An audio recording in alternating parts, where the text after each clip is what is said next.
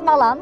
Biasanya di setiap episode Forum Fristian, saya menuliskan premis sebagai dasar pemikiran topik-topik yang dibahas dalam Forum Fristian. Namun kali ini saya memilih untuk mengosongkan kertas untuk lebih banyak mendengar.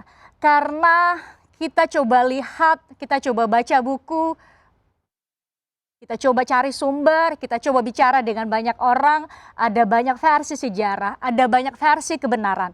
Oleh karena itu, malam ini di Forum Fristian kita akan bicara soal Papua, tapi akan lebih banyak mendengar. Saya sudah mengundang sejumlah tokoh untuk hadir di Forum Fristian. Kali ini ada dua sahabat muda dari Papua dan Papua Barat. Saya undang Philip Wamapma, anggota DPD RI dari Papua Barat. Selamat malam, Pak Philip. Dan ada Putri Nere dari Papua. Selamat bergabung, Putri. Silakan duduk. Pak Philip silakan, Putri juga silakan. Ada Bapak Yanto Eluai. Bapak Yanto Eluai saat ini menjadi Ketua Umum Presidium Putra Putri Pejuang PPRA. Saya coba sapa karena bergabung melalui sambungan Zoom. Terima kasih sudah mau bergabung. Pak Philip, Putri, dan juga Pak Yanto, sebenarnya harapannya akan lebih banyak lagi tokoh Papua yang kita ajak berbincang. Tapi ya, ini masih masa pandemi COVID-19, masih terbatas. Semoga lebih banyak lagi kesempatan untuk mendengar banyak tokoh. Saya izin Putri dan Pak Philip, saya sapa lebih dulu dan bertanya lebih dulu kepada Pak Yanto. Pak Yanto, malam ini Forum Fristian memilih topik untuk mendengar Papua. Kita mencoba untuk bahas tidak sampai hanya masalah, tapi coba mendengar kira-kira solusi yang ditawarkan oleh tokoh Papua apa. Malam ini Pak Yanto, kami memberi topik mendengar Papua.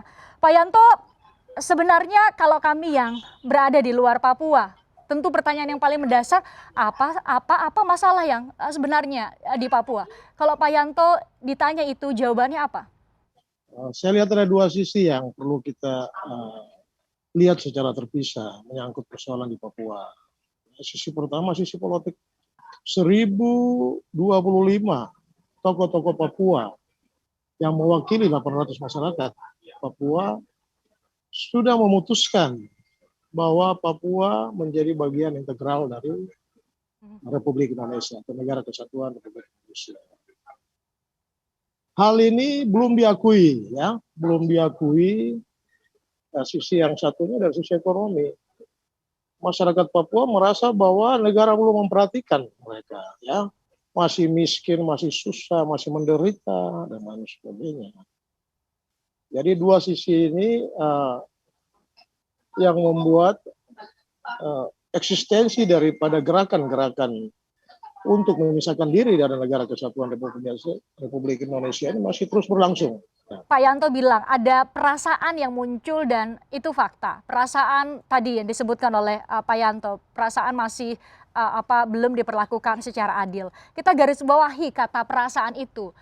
Kenapa perasaan itu muncul, Pak Yanto? Menurut Pak Yanto mulai dari mana kita untuk bisa memperbaiki perasaan itu? Rakyat Papua ini perlu memahami dan menyadari bahwa status politik Papua menjadi bagian integral, ya, bagian integral dari Negara Kesatuan Republik Indonesia ini sudah final. Permasalahan sekarang, gerakan-gerakan ini justru menimbulkan korban dan lain sebagainya.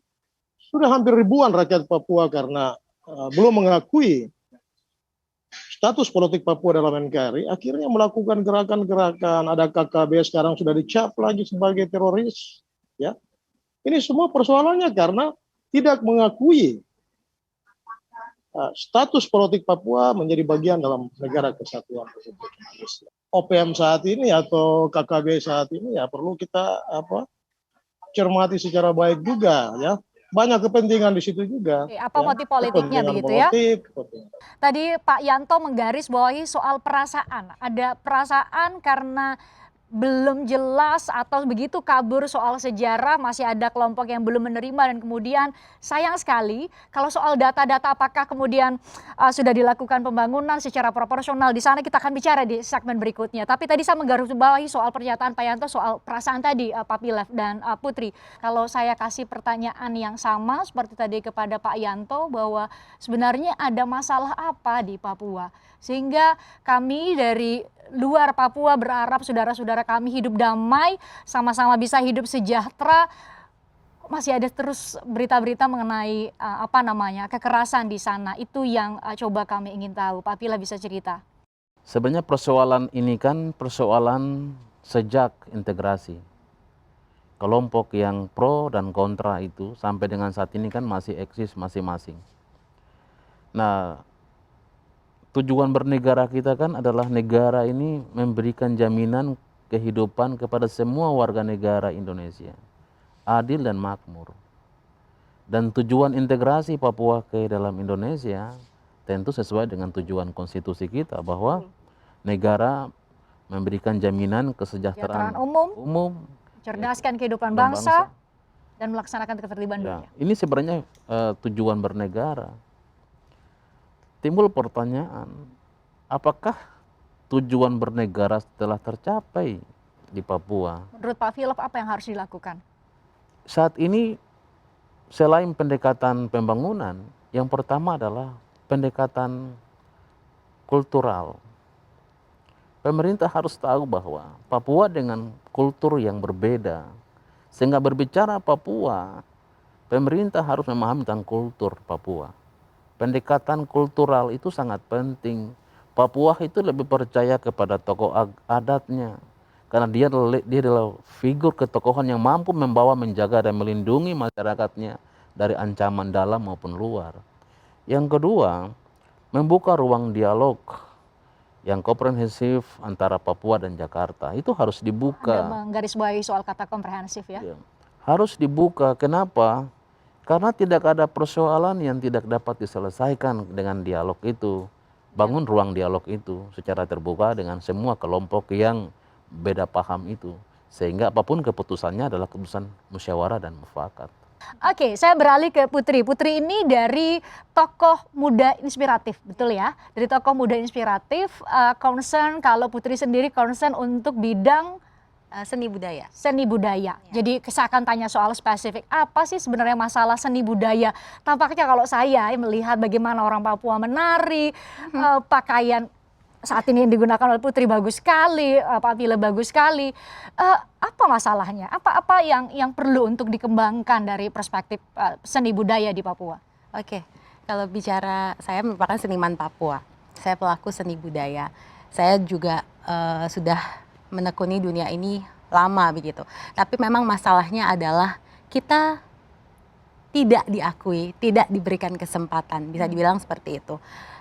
Maaf masih ada bicara stereotip, diskriminasi tadi kakak juga sudah bilang, ketidakadilan juga masih kita rasakan gitu. Mungkin orang-orang masih berpikiran bahwa skill kita, kapasitas kita dalam dunia seni tidak memadai. Itu mungkin tanggapan orang-orang. Tapi sebetulnya kita ini luar biasa. Tadi Christine pun juga bilang, bicara orang Papua itu kultur seni budaya itu adalah rohnya, ya.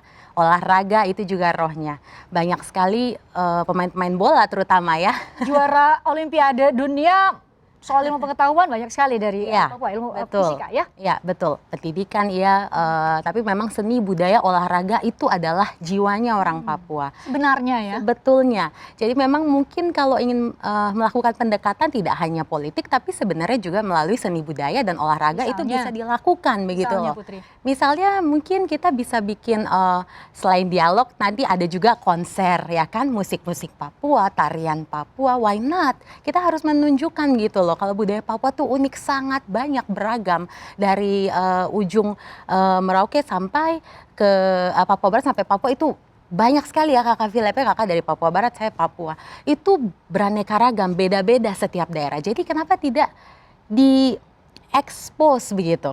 Ditunjukkan gitu bahwa tidak hanya soal kekerasan, tidak hanya soal ya merdeka dan segala macam. Tapi kita ini seni budaya juga harus diperhatikan, olahraga pun juga harus diperhatikan begitu. Karena banyak sekali juga yang menorehkan prestasi di bidang olahraga, apalagi bicara soal bola. Banyak sekali pemain bola yang terkenal dari Papua begitu. Ada Boas Solosa, ada Valdo Hai, bahkan maaf papa saya pun juga termasuk legenda sepak bola begitu. Sampai sekarang orang mengenal beliau begitu.